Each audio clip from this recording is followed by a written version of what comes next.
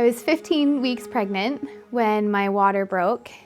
The doctors told me that my baby had a 6% chance to survive. Because the risks to my life were so much higher than that, our best chance was to terminate the pregnancy. But 7 weeks later, we are still pregnant. I am still healthy and things are going well. Baby's meeting all of their milestones at every ultrasound, and I think kind of blown some of the doctors away.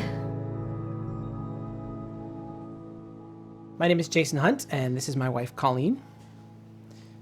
Oh, sorry. Good job. Sorry. I was waiting for you to say something else. We have 3 kids. We have a boy who's 7 and then 2 girls who are 5 and 3.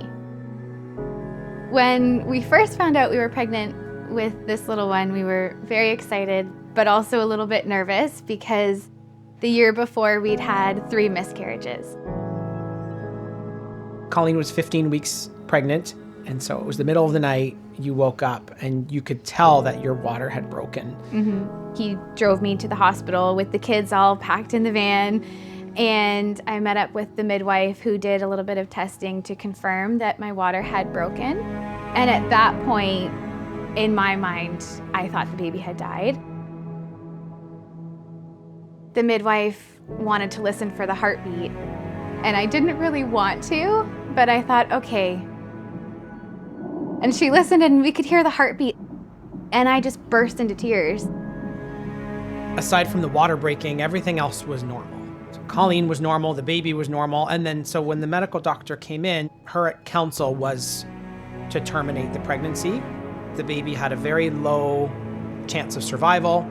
And we knew, we don't want to do that. We don't want to do anything to end the baby's life. They don't even consider the baby's life worth trying to save because mom is at risk. But every pregnancy is risky. We felt like God really protected us from having to fight harder because we really were not in a state to do that. Like, we hadn't slept. Your emotions are high. Even though we knew we didn't want to have an abortion, when someone's like handing you a loaded gun and telling you it's your life or your baby's, like that fear, it rattles you, even if you know you're resolved in your mind. And so we ended up just going home wondering, okay, are you going to just go into labor any minute, or are you going to get some terrible infection over the weekend and then end up admitted to hospital yourself? We were really sort of just in the dark. The only instructions we were given was to look for these 3 signs of infection. And if they popped up, then to come back to the hospital. And typically I wouldn't do an online search for medical things because you just never know what you're going to find. But within one little search, I found so much information. Like, there's this whole regimen that as a patient you can do, full of supplements, nutrients, lifestyle changes, all these different things. The fluid can regenerate over time. So just doing whatever I can throughout the day to kind of just keep it all in there as much as possible.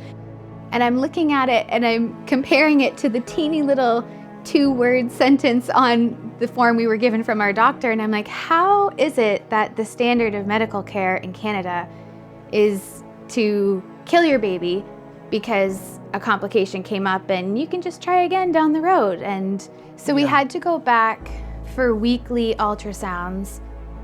Abortion never actually came up again, which we also feel was the Lord sort of putting a hedge of protection around us. So that part has been really good. They've sort of just accepted it and said, okay, well, let's still have a plan for you and we'll keep moving. But it is still very doom and gloom when we go in. I don't think anyone has said anything about our baby surviving outside of, if they survive, they'll have lung issues, they'll be in the NICU for a long time, they'll have club feet, they'll have Potter syndrome. We've seen miracles happen where doctors have seen on an ultrasound days before mom delivers something crazy, some really, really intense medical problem, and then baby's born perfectly healthy. Yeah. The doctors just aren't always right. Yeah. Our whole family life has definitely flipped upside down because we homeschool our kids and we've had to make other arrangements for them. But we've been really blessed with our church and family to all kind of step in and love them for us, which has been really great. And you're able to work from home, which has been such a blessing. And we also have a Doppler, so I can listen to baby's heartbeat before I get up in the morning and then before I go to bed, and that just gives me peace of mind. We decided to find out the gender of our baby and to announce it to remind the doctors and the medical staff that this is a human, that there are 2 patients that need to be cared for, not just me. And do you want to tell? Yes. So the baby is a girl, and her name is Alvina. We've actually seen so many answers to prayer and so many little victories throughout this.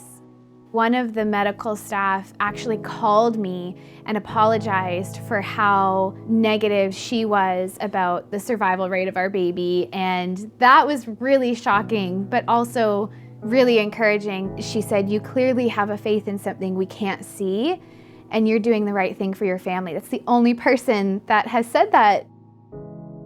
But it's just such a bizarre balance of, we'll do everything to support you, including killing your baby if that's what you choose is right. You know, it's just really bizarre. I mean, to a point, you have to put yourself in the trust of the medical professionals because there's no other way around it. But you can only do that up to a point. And just because they have credentials, that doesn't make them God. Like, we've heard so many people use the word viable for our baby as if like a human life isn't viable. And ultimately only God can decide that.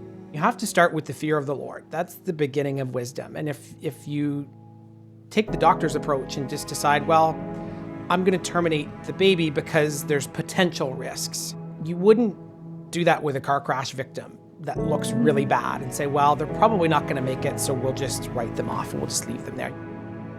You do everything you could to save them, and you need to treat your baby the same way. You also need to look at the baby as a human being. That's just as valuable as yourself or your other children, you know, and start with that. I did find like a support group for moms that are going through the exact same thing. And to hear someone else's story of, you know, we were told the same thing, our baby had no chance of survival, and she's now 4 years old and, you know, perfectly healthy. You'd never have known that we had any issues. But the doctors won't tell you that. Even if it didn't work out, even if the baby died, which would be tragic and very sad, it would be worse if we had just terminated the pregnancy out of fear. That would be so much worse. We're not holding you accountable for whether or not the baby survives, but we want you to do everything that you can and treat them as a human, even if it doesn't work out anyway. It's important to stand up for what's right. Yes. And that's what we're aiming for. Of course, we hope that our baby will survive, and that would be amazing and such a miracle and a blessing. But at the same time, we're storing up treasures in heaven, not here on earth.